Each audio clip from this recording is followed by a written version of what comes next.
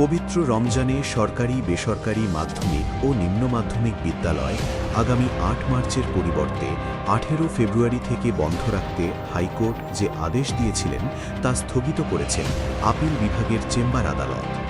ছাত্রকঞ্চের সূত্র অনুযায়ী হাইকোর্টের আদেশ স্থগিত চেয়ে শিক্ষা মন্ত্রণালয়ের আবেদনের শুনানি নিয়ে আজ সোমবার আপিল বিভাগের চেম্বার বিচারপতি ফারা মাহবুব এ আদেশ দেন। আদেশে বলা হয়, হাইকোর্টের আদেশ নিয়ে লিভ টু আপিল না করা পর্যন্ত স্থগিতাদেশ দেওয়া হলো।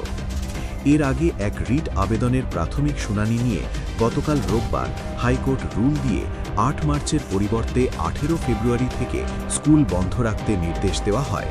হাইকোর্টের আদেশ স্থগিত চেয়ে শিক্ষা মন্ত্রণালয় আপিল বিভাগে আবেদন করে, যা আজ চেম্বার আদালতে ওঠে।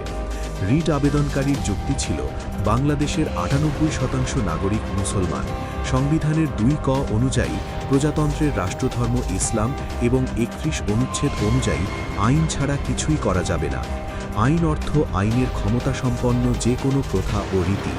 স্বাধীনতার পর থেকে রমজান মাসে শিক্ষা প্রতিষ্ঠান বন্ধ থাকে, এটিই প্রথা, এবং এভাবে সব শিক্ষা প্রতিষ্ঠান রমজান মাসে বন্ধ থাকে।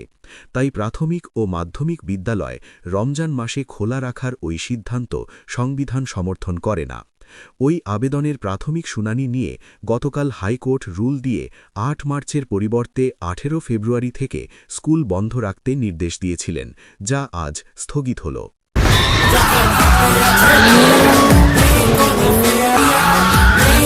গিয়ে থাকো।